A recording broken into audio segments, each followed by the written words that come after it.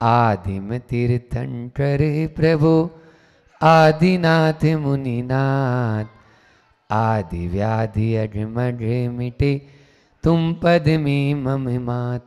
चरण शरण है आपके तारण तरण जिहाज, भवदधि तट तट ले चलो करुणा कर जिनेरा। बोलिए 52 गजा के बड़े बाबा आदिम तीर्थंकर आदिनाथ भगवान की। परम उपकारी संत शिरोमणि आचार्य गुरु और विद्यासागर जी महामुनिराज की। परम पूज्य मुनि श्री 108 दुर्लभ सागर जी महाराज की।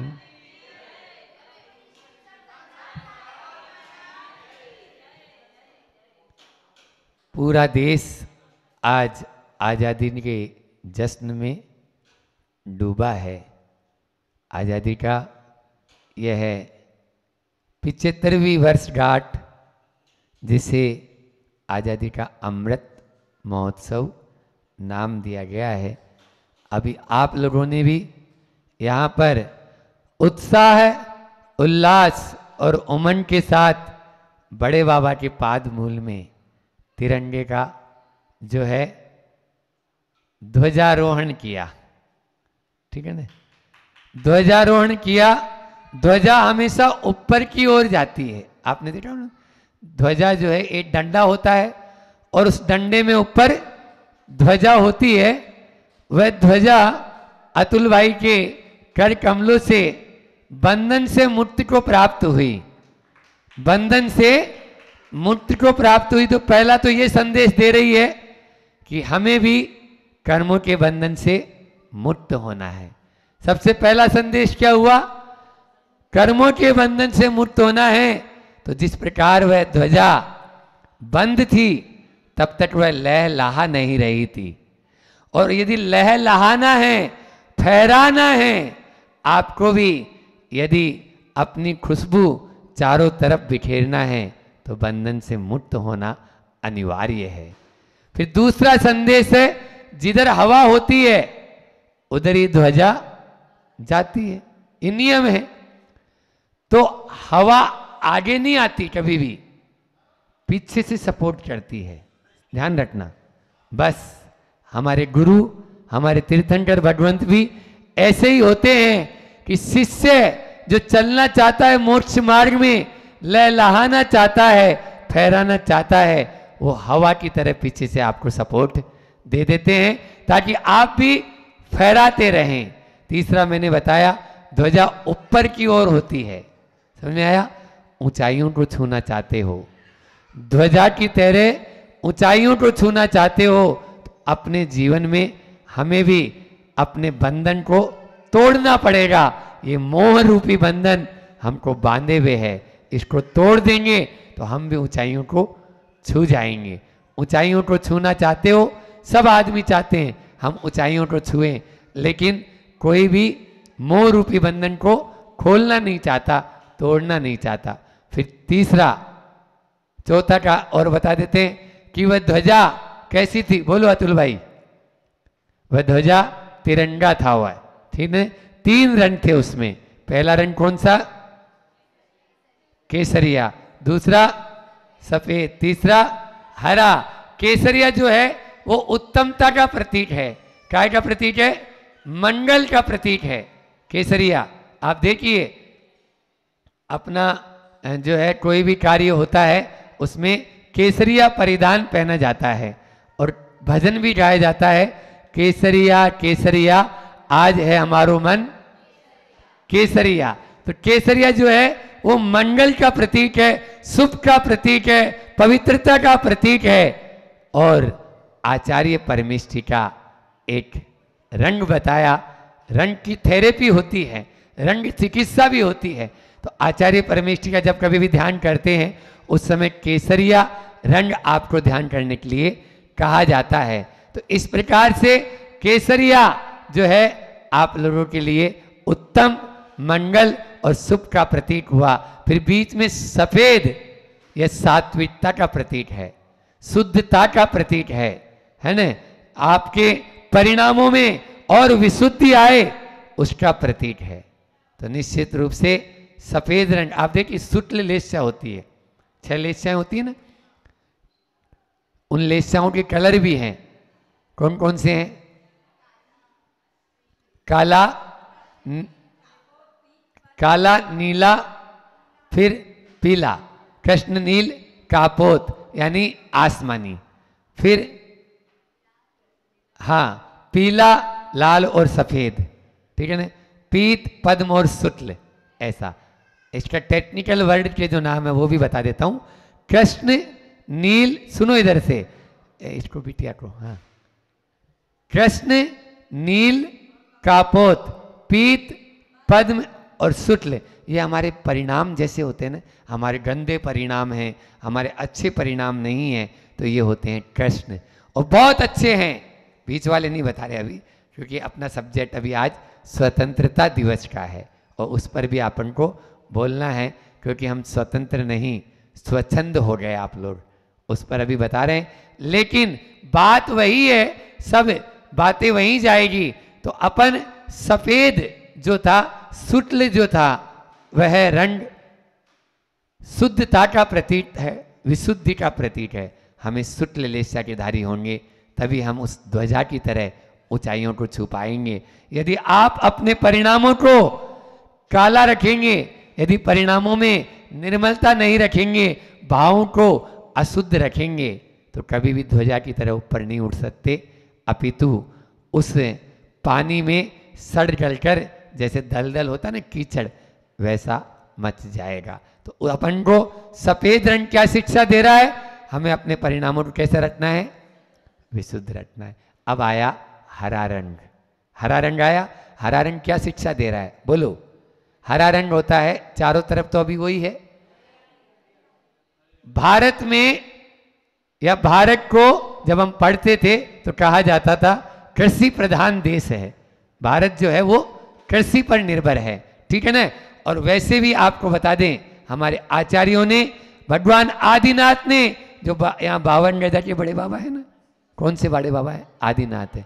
उन्होंने कहा बेटा या तो ऋषि बनो या कृषक बनो। क्या बोला? या तो ऋषि बनो या कृषि करो, बस ये दो ही बताए। आज हमारी कृषि आप देख रहे हैं दिन प्रतिदिन कम होती चली जा रही है। क्यों?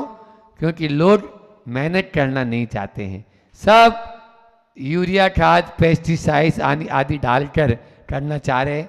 वो खेती नहीं, शुद्ध सात्विक खेती, ऑर्गेनिक खेती जिसको आप लोग बोलते हो, ठीक है ना, ऑर्गेनिक, तो वह होना चाहिए। तो यहाँ पर कृषि द्वारा समृद्धि हो सकती है, और हरा रंग उसी का प्रतीक है। इस प्रकार से समृद्धि का प्रतीक कोई है तो वह है हरा रंग, विशुद्धि का प्रतीक है तो है सफेद रंग, और पवित्रता का प्रतीक है तो वह है केसरिया रंग। यह तिरंगा हमें इन तीनों चीजों को अपने हृदय में धारण करने की शिक्षा दे रहा है। और इस तिरंगे में देखो यहां लगे हैं, इस तिरंगे में बीच में एक अशोक चक्र बना है। उस अशोक चक्र में गिन लेना कितनी तिल्लियां हैं? 24। हमारे तीर्थंकर कितने होते हैं? यदि भारत में ही नहीं पूरे विश्व में अहिंसा का संदेश दिया है तो हमारे 24 तीर्थंकरों ने संदेश दिया है। ये 24 तीर्थंकर हमें अहिंसा का मार्ग बता रहे हैं। और भारत यदि वापस से विश्व गुरु बनना है तो अहिंसा के सिद्धांत पे ही बनेगा। आजादी भी इसी सिद्धांत पर मिली थी। महात्मा गांधी ने अहिंसा के सिद्धांत को फॉलो किया, और उसी अहिंसा के सिद्धांत के आधार पर हमें आजादी मिली। हिंसा से कभी भी आजादी नहीं मिल सकती, लिख लो अपने दिल और दिमाग में। आप जब कभी भी कोई भी वस्तु वापर रहे हैं, गुजरात में वापरना बोलते ना, वस्तु वापर रहे हैं, तो वो यदि आप हिंसात्मक रूप से तैयार हुई है तो कभी भी आप आजाद नहीं हैं। और आज यही आजादी के 75 वर्ष तो हो गए हैं, लेकिन हम स्वतंत्र कितने हुए हैं ये आप स्वयं सोच लें। आप देख लीजिए, नदी होती, नदी, नदी दोनों तटों के बीच में रहती है तो स्वतंत्र रूप से बहती है, और कल कल कल की आवाज करती हुई समुद्र में, महासागर में जाके मिलके विशाल रूप को धारण कर लेती है। लेकिन यदि वही नदी स्वच्छंद हो जाती है, दोनों तटों का उल्लंघन कर देती है, तो बाढ़ की विभीषिका रूप धारण कर लेती है। आसपास के नगरों में तबाही मचा देती है, शासन प्रशासन सब हिल जाता है। बोलो, वही नदी स्वतंत्र थी तो विशाल रूप को धारण कर ली, और स्वच्छंद हो गई तो बाढ़ का रूप धारण कर ली, तबाही मचा दी उसने। इस प्रकार से स्वतंत्र बनो, स्वच्छंद नहीं। गाड़ी रोड पर चलती है, उसमें ब्रेक होते हैं ना, ब्रेक, बिना ब्रेक की गाड़ी होगी तो स्वच्छंद है, और ब्रेक की गाड़ी है तो स्वतंत्र है। आप अपने भीतर में झांक के देख लेना कि हम स्वतंत्र हैं या स्वच्छंद है। कल मैंने कहा था एक कंपनी आई थी, उसमें एक्चुअल में गाली शब्द है, इसलिए मैं अपना इष्ट बोल देता हूं, है ना, और कंपनी, अब बीच वाला शब्द हम नहीं बोल रहे, अपने मुझ से बोलना ही पसंद नहीं करते, ठीक है ना। तो वो जो कंपनी आई, उसको खदेड़ने के लिए पूरे हमारे नौजवान और कई लोग शहीद हो गए। लेकिन आज 500 से ज़्यादा मल्टीनेशनल कंपनियां भारत में आ चुकी है, आमंत्रण दे दे के बुला रहे हैं कि आप यहाँ आए और हमारा पैसा विदेश में ले जाए। बोलो क्या है? क्या उनको मालूम है? आप लोग शेयर बाजार में अपना शेयर लगा देते हो या कोई कंपनी में, क्या आपको मालूम है कि वो शाकाहारी है या मांसाहारी, किसका काम कर रही है? बोलो, बैंकों के द्वारा लोन दिया जाता है तो ये क्या है, इसके माध्यम से वो कहाँ जा रहा है पैसा? ये बात स्वच्छंद होने की नहीं करूँगा, स्वतंत्र होने की बात करना है। और स्वतंत्रता तभी हमारे भीतर में आएगी जब हम भारत के इतिहास को समझेंगे। आचार्य श्री जी बार बार कहते हैं भारत का हमारा इतिहास स्वर्णिम था, है और रहेगा, लेकिन अभी वर्तमान में थोड़ी सी उस पर धूल आ गई। था, हो सकता है आगे भी रहेगा, क्योंकि हमारे जैसे आचार्य श्री जी जैसे संत रहेंगे तो भारत को पुनः प्रति भारत बनाकर छोड़ेंगे, प्रति भारत बना के छोड़ेंगे। तो मैं कह रहा हूं, आचार्य श्री जी का एक हाइकू है, उड़ना भूली सोने की चिड़िया तू, उठ उड़ जा। बोलो क्या कहा? उड़ना भूली सोने की चिड़िया तू, उठ उड़ जा। 17 अक्षर में आचार्य श्री जी ने पूरा सार भर दिया, वहीं से दर्शन कर लो, है ना। हाँ, वही पूरा सार भर दिया है इन 17 अक्षरों में। आज इसमें अध्यात्म भी छिपा है, पूरा समय सार है। आप ये समझ लीजिए, ऐसा नहीं है, इस हाइकू में पूरा समय सार भी है कि तुम लोग, आप लोग बैठे हैं, उड़ना भूल गए हो, उठो, उड़ सकते हो, आप भी मंच पर बैठ सकते हो, आप भी अपनी आत्मा का कल्याण कर सकते हो। इसलिए हम लोगों ने अपने आप को भुला दिया है, मोह रूपी अंधकार हमारे ऊपर ऐसा छा गया है, तो इसलिए उड़ना ही भूल गए हैं। हम उड़ सकते हैं। और दूसरा अर्थ, भारत सोने की चिड़िया था, यह विदेशी संस्कृति, पाश्चात्य संस्कृति को अंगीकार कर लिया तो उड़ना भूल गया, और यह चाहे तो वापस से उड़ सकता है। पंख अभी आपके विद्यमान हैं, पंखों पर ध्यान दो, पंखों में जान है, लेकिन अंदर में तूफान है, तूफान है। जो एक भूत सवार हो गया पाश्चात्य संस्कृति। ध्यान से सुनो, सूरज जब जब पश्चिम में गया है तो डूबा है, जब जब सूरज पश्चिम में गया है तो डूबा है। यदि आप लोग भी पश्चिम की संस्कृति को अंगीकार करेंगे तो क्या हर्ष होगा। ये आप लोगों के ऊपर निर्भर है। इसलिए हमें पाश्चात्य संस्कृति को अंगीकार नहीं करना है। भारत आज आजादी का अमृत महोत्सव मना रहा है। मैं कहना चाहूंगा, क्या आप आजाद हैं? बोलो। यहां बैठे हुए सबसे पूछना चाहता हूं, क्या आप आजाद हैं? आजादी के पूर्व भले ही हम परतंत्र थे, लेकिन हमारी चेतना स्वतंत्र थी। आज हम स्वतंत्र हैं, लेकिन हमारी चेतना परतंत्र है। चेतना गुलाम हो चुकी है। हम एक तरह से अवस्था से गुलाम हो चुके हैं।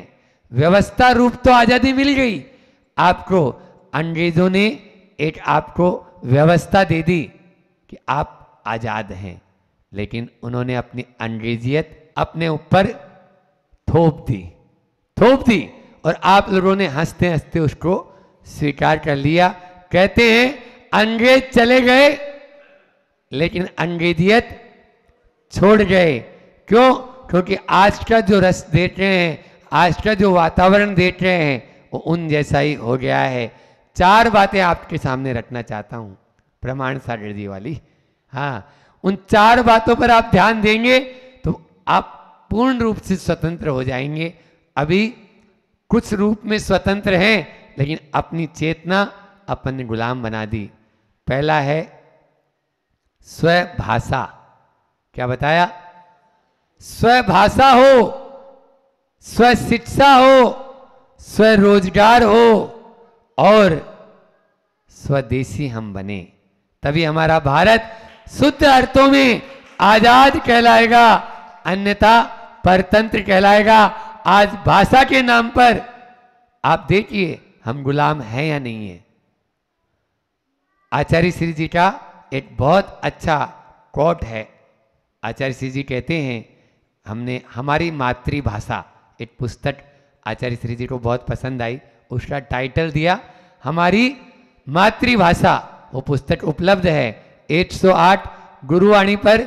आपको इतिहास से संबंधित आचार्य श्री जी को जो पुस्तक पसंद आई, अभी कल भी यहाँ पर जो विमोचन हुआ था, सोने की चिड़िया और लुटेरे अंग्रेज, और दूसरी थी आचार्य विद्यासागर और नैनागिर, इन 2 पुस्तकों का विमोचन इस यहाँ पर हुआ था।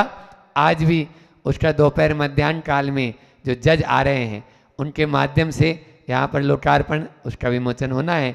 तो उस पुस्तक, वो भी उसी 108 गुरुवाणी पर। ऐसी बहुत सारी अंग्रेजी माध्यम का भ्रमजाल। आप लोग हिंदी भाषा बोलना स्टैंडर्ड डाउन समझते हैं, स्टैंडर्ड अपना ओछा समझते हैं, और अंग्रेजी शब्दों का प्रयोग, हाँ, अभी इसकी जगह मैं बोलता अंग्रेजी शब्दों का यूज करना आप लोग अपना बहुत स्टैंडर्ड समझते हैं। ये स्टैंडर्ड हो गया है ना। स्टैंडर्ड भी इंग्लिश शब्द है। क्या बोला? स्टैंडर्ड भी, हाँ, आप लोग अपना उसको बोलेंगे, अपने आप को एक बढ़िया भाग्य समझते हैं। हाँ, स्तर, उच्च स्तर। स्टैंडर्ड का मतलब क्या बोला?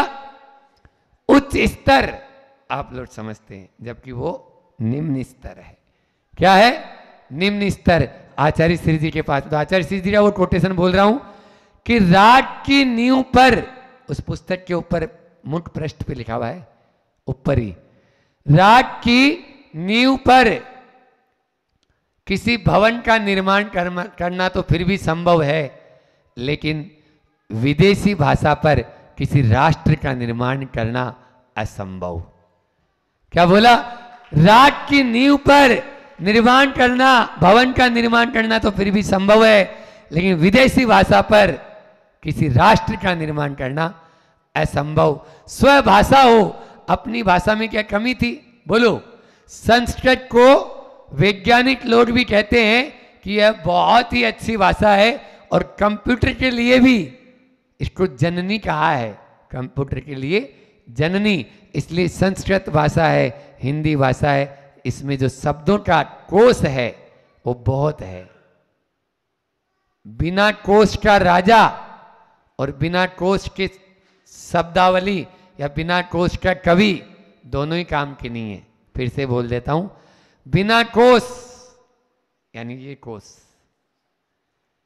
बिना कोश का राजा कोई काम का नहीं और बिना कोश के कवि कोई काम का नहीं। अंग्रेजी में कोई भी शब्दावली आप देखिए, एक शब्द के लिए यदि आंटी बोल देते हैं, चाहे मामी हो, चाहे मौसी हो, चाहे चाची हो, एक ही शब्द के लिए। हमारे यहाँ मौसी अलग है, मामी अलग है, चाची अलग है, ठीक है, ताई अलग है, ताई जी बोलते हैं, बुआ, सबके लिए एक शब्द। बोलो क्या आप लोग स्वीकार कर लेते हैं? लेकिन फिर भी आ रहा है और आ नहीं, आ गया है। अब तो लौट चलो अपनी भाषा की ओर। दूसरा बोला स्व शिक्षा, हमारी शिक्षा आज हमारी शिक्षा नहीं रही, विदेशी शिक्षा नीति आ गई। आचार्य श्री जी ने एक हाइकु दिया, विदेशी शिक्षा ढो रहे हैं। क्या बोला? विदेशी शिक्षा ढो रहे हैं, तभी तो ढोर हैं। ढोर जानते हो क्या होता है? हाँ, पशु। अब बोलो आचार्य श्री जी के इन वाक्यों को यदि आप लोग अपने जीवन में उतारेंगे तभी अपन अपनी शिक्षा को, शिक्षा अपनी होनी चाहिए ना। हम शिक्षा का माध्यम दूसरे को कैसे बनाएं? अपनी शिक्षा नीति रखो। तभी जब लॉर्ड मैकाले 1835 में भारत आया तो उसने संसद, ब्रिटिश संसद में भाषण दिया और उसने कहा भारत की रीढ़ है तो वहाँ की गुरुकुल प्रणाली, वहाँ की शिक्षा, उसको तोड़ना जरूरी है, तभी हम भारत पर कब्जा जमा पाएंगे। सुन रहे हो? और भारत पर कब्जा जमाने के लिए 1857 में उन्होंने एक नई शिक्षा नीति जारी की। उससे हमारे 7 लाख गुरुकुल उस शिक्षा नीति से बाहर हो गए और अवैध घोषित कर दिए। उस टाइम पर 7 लाख गुरुकुल थे जिनको अवैध घोषित कर दिया गया और बंद करा दिया गया। बोलो कितना बड़ा तमाचा ये आपके ऊपर है। इसलिए आप पढ़ो तो पढ़ेंगे, आप इतिहास पढ़ेंगे तो आपको बहुत कुछ मिलेगा, और विज्ञान की तरफ भागेंगे तो कुछ भी नहीं मिलेगा। आपके लिए वह एक अभिशाप है। इतिहास वरदान है और विज्ञान अभिशाप। इतिहास सुई है, सिलने का काम करता है, तो विज्ञान कैंची का काम करता है, काटने का काम करता है। इसलिए विज्ञान की ओर दौड़ने वालों, इतिहास की ओर झांक कर देखो। हमारे गुरुजी बार बार कह रहे हैं, इतिहास तो देखो हमारा कितना स्वर्णिम था। अरे भारत सोने की चिड़िया नहीं, सोने का शेर बन जाएगा। खाली अपने इतिहास को लौटा लो। हमें आगे जाने की जरूरत नहीं, बस पीछे लौटने की तरफ जरूरत है। पीछे भी देखो, पिछलग्गू मत बनो, पीछे रहोगे, पीछे रहोगे। इसलिए आगे बढ़ना है तो इतिहास तो जानना होगा। तीसरा बोला स्वरोजगार। रोजगार हमारा अपना। आज की शिक्षा प्रणाली, आज की भाषा और आज की शिक्षा प्रणाली, इन दोनों ने व्यक्ति को बाबू बना दिया, नौकर बना दिया। नौकर बनाना हमारे यहाँ नहीं, हमारे यहाँ हथकरघा आचार्य श्री जी खुलवा रहे, गांव गांव में, शहर शहर में हथकरघा और शिल्प कला, इसके माध्यम से बेहतर कलाएं शिक्षा के माध्यम से सिखाई जाती थी। व्यक्ति को अपने पैरों पर खड़ा कर दिया जाता था। जब वह पढ़कर गुरुकुल के बाहर आता था तो नोट छापने की मशीन स्वयं होता था, और अब सरकार के सामने कहता है लाओ दे दो, लाओ दे दो। काम करेगा नहीं और नोट चाहता है 50-50 हजार रुपए, 70-70 हजार रुपए, एक एक महीने की तनख्वाह। ये बाबू बनाने की संस्कृति हमारी संस्कृति नहीं। इसलिए रोजगार हमारा अपना हो, स्वरोजगार की ओर आए। और अंतिम स्वशिक्षा, स्वशिक्षा, स्वभाषा और स्वरोजगार हो गया। स्वदेशी, स्वदेशी बनना अनिवार्य है। जापान में जब बम गिराए गए हिरोशिमा में और नागासाकी के, जो वहां पर पूरा जापान तहस नहस हो गया। लेकिन आज फिर से क्यों खड़ा है? क्योंकि बी जापानी बाई जापानी, एक नारा जापान ने दिया, हम जापानी हैं, जापानी ही खरीदेंगे। बी जापानी बाई जापानी, बाई यानी खरीदना, है ना, बी जापानी बाई जापानी। इसी तरह से बी भारतीय बाई भारतीय, एक नारा दो, बी भारतीय बाई भारतीय। हम भारतीय हैं, हम भारतीय उत्पादनों को खरीदेंगे, विदेशी उत्पादन को नहीं।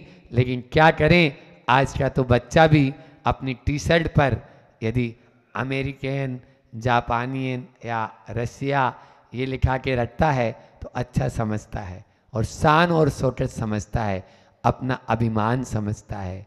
ये अभिमान कुछ भी नहीं। आपको अपना स्वाभिमान जागृत करना पड़ेगा।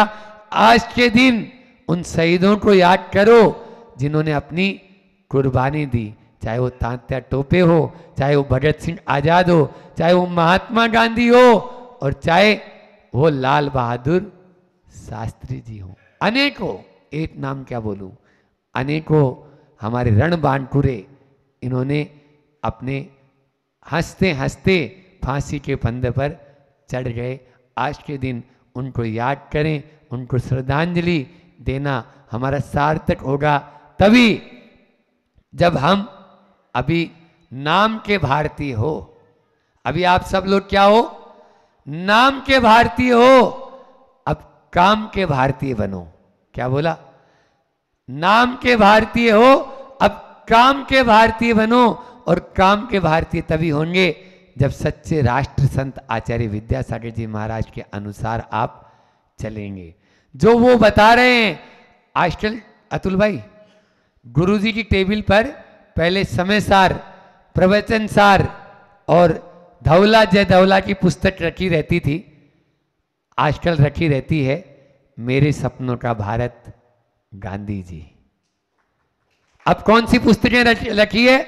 मेरे सपनों का भारत, गांधी जी। खादी का इतिहास, ये पुस्तक आप देखेंगे उनकी टेबल पर रखी हुई मिलेगी आपको। आहार ही औषधि है, ये हमारा इतिहास। इस प्रकार से गुरुजी जो है अंग्रेजी माध्यम का भ्रमजाल, हाँ, भारत में गरीबी और अंग्रेजी शासन, ये पुस्तकें गुरुजी ने पढ़ डाली पूरी आद्योपांत, शुरू से लेकर अंत तक। आपको भी जानना होगा, पढ़ने से काम नहीं। पढ़ा है उन्होंने और पढ़कर वो उपदेश दे रहे हैं और उपदेश देकर हम लोगों को झकझोर रहे हैं। अब तो जाग जाओ मेरे देशवासियों, नहीं तो भारत के सर्वोच्च न्यायालय के न्यायाधीश को आजादी के 75 वर्ष बाद भी यह कहना पड़ रहा है, आजादी के इन 75 वर्षों में हमने पढ़े लिखे साक्षर तो बहुत तैयार कर दिए, लेकिन एक भी नागरिक नहीं बना पाए। बोलो, इस शर्म की बात है। ताल ठोकने, ताली बजाने की बात नहीं यहां पर। इस शर्म की बात कि साक्षर तो हम 100% हो गए, लेकिन नागरिक एक नहीं बना पाए। क्या अपन नागरिक नहीं है? बोलो, भारत के नागरिकों, आजादी के 75वें अमृत महोत्सव पर आप लोग तिरंगा भी फहरा रहे हैं। हम सब नागरिक हैं, लेकिन भीतर में जब तक भारत के प्रति स्वाभिमान नहीं जागेगा तब तक हम इस भारत माता का ऋण नहीं चुका पाएंगे। भारत माता का ऋण चुकाना है, इस धरती का ऋण चुकाना है, तो अपने स्वाभिमान को जागृत करें। और नहीं, हमारी माँ, हमारी भारत जो है, जिसको लेकर दुखी है, वो ही कार्य हम यदि करेंगे तो उसकी आंखों में पानी तो आएगा। आचार्य श्री जी की आंखों में भी पानी आता है। अकेले में जब बैठते हैं तो वो यही सोचते हैं, क्या हो गया है मेरे भारत को। आज से नियम ले लो, भारत को केवल भारत बोलेंगे, दूसरा नहीं बोलेंगे। हम भाषा में भी अपने अंग्रेजी का शब्दों का जहां पर जरूरत है वहीं उपयोग करेंगे। अन्यथा हिंदी के शब्दों का उपयोग करके हम अपना काम चलाएंगे। धीरे धीरे धीरे धीरे इस प्रकार का परिवर्तन लाएंगे, तभी अपने हस्ताक्षर करेंगे, सिग्नेचर नहीं। क्या बोला? हस्ताक्षर करेंगे, सिग्नेचर नहीं। हाँ, और हस्तक्षेप तो करो ही मत, किसी के बीच में हस्तक्षेप नहीं करना है अपन को। भारत में इन्हीं बातों को लेकर यह भारत सोने की चिड़िया था, है और रहेगा। साधना अभिशाप को वरदान बना देती है। साधना अभिशाप को वरदान बना देती है और भावना पाषाण को भगवान बना देती है। और यदि विवेक के स्तर से व्यक्ति गिर जाए तो वह व्यक्ति को मानव से हैवान बना देती है, व्यक्ति को मानव से हैवान बना देती है। हमें विवेक के स्तर से यदि नीचे गिर जाता है तो जो वासना है वो व्यक्ति को हैवान बना देती है। आज आज़ादी का अमृत महोत्सव 75वीं वर्षगांठ हम सब मिलकर मना रहे हैं। निश्चित रूप से बड़भागी हैं, पुण्यशाली हैं, नहीं तो बहुत सारे लोग तो कोरोना में ही चले गए। आप देखिए, जो अकाल जिसको मृत्यु कहते हैं तो वह अकाल में ही चले गए हैं, लेकिन कहीं न कहीं हमारा पुण्य था, तभी तो भारत माता ने हमें स्वीकार किया और हम इस धरती पर हैं। हमारी माँ ने हमें स्वीकार किया और माँ ने देखा नहीं ये बेटा ठीक है, इसको रख लो। इस प्रकार से प्रतिपल इसका ऋण चुकाया नहीं जा सकता है। आज भले ही आज़ादी का 75वां वर्ष है और आज़ादी मिले 75 वर्ष हो चुके हैं, लेकिन हम तन से स्वाधीन हैं, चेतना से, चेतन से पराधीन हो चुके हैं। कारण यही स्पष्ट नजर आता है कि जो स्वराज्य की स्थापना यहाँ पर हुई है, उस स्वराज्य तो है, हमारे गुरुजी कहते हैं, उस सुराज्य नहीं बन पाया। सुराज्य बनाने के लिए आप जैसे न्यायाधीश महोदय और उससे जुड़े हुए सब लोग यहाँ पर विराजमान हैं और चाहते हैं कि किसी भी प्रकार से प्रति व्यक्ति सुराज्य में स्थापित हो। यही भावना होती है और रहनी भी चाहिए, क्योंकि ये भारत है। भारत में आज भी संवेदना कूट कूट के भरी है। विनोबा भावे के उस प्रसंग से मैं अपनी बात को, क्योंकि अल्प समय है, आप लोगों के पास में भी समय कम है और हमें भी अभी ध्यान में बैठना ही है, तो इसलिए कुछ समय अपन बैठे हैं। तो विनोबा भावे ने के पास में कुछ युवक आए, बाबा हमें कुछ सूत्र दीजिए जिनके माध्यम से हम और भारत को प्रगतिशील बना सकें। कुछ ऐसी ही बात लेके आनंद जी तिवारी जी भी कुछ दिनों पूर्व हमारे पास आए थे और हमने, बाबा ने और कुछ नहीं, लकड़ी के पासे रखे थे, उन पासों को दिया, बोले इससे भारत का नक्शा बनाओ। अब पेंसिल लेके और पेपर पे भारत का नक्शा बनाना मुश्किल है, तो पासों से भारत का नक्शा कैसे बन पाएगा। लेकिन वो युवक देखे कि बाबा ने कहा है तो बनेगा। एक युवक को समझ में आया कि इन पासों को देखो, इनके दोनों तरफ कुछ लिखा हुआ नजर आ रहा है और एक तरफ भारत के नक्शे की लाइनें, तो दूसरे ओर एक व्यक्ति के आंगों पांगों की रचना। बस उसने कुछ नहीं किया, तुरंत देखा कि सिर की जगह सिर रख दिया, हाथ की जगह हाथ रख दिया, पाँव की जगह पाँव रख दिया और देखते देखते देखते एक व्यक्ति का पूरा नक्शा बना दिया, एक चित्र बना दिया। बस उसको पलटा तो देखा भारत का नक्शा बना हुआ है। कुछ भी नहीं करना, अभी बोल ही रहे थे, आनंद नाम है, तो वैसा ही उनका काम है। उन्होंने कहा कि हम व्यक्ति व्यक्ति को, प्राणी मात्र के उत्थान की भावना जब हमारे भीतर में जागृत हो जाती है, उसी का नाम है न्यायपालिका। अलग से और कोई न्यायपालिका की जरूरत नहीं। लेकिन आज इसमें बहुत सारी चीजें ऐसी आ गई, विधि बोलते हैं इसको, संविधान और विधि दोनों नाम है। तो संविधान के माध्यम से चलते हैं, विधि के माध्यम से, बिना विधि के कोई भी कार्य नहीं होता है। आप देख लीजिए, घर परिवार भी चलाना है तो विधि के माध्यम से ही चला सकते हैं, फिर पूरे देश चलाने की बात है, बिना विधि के कैसे चल पाएगा।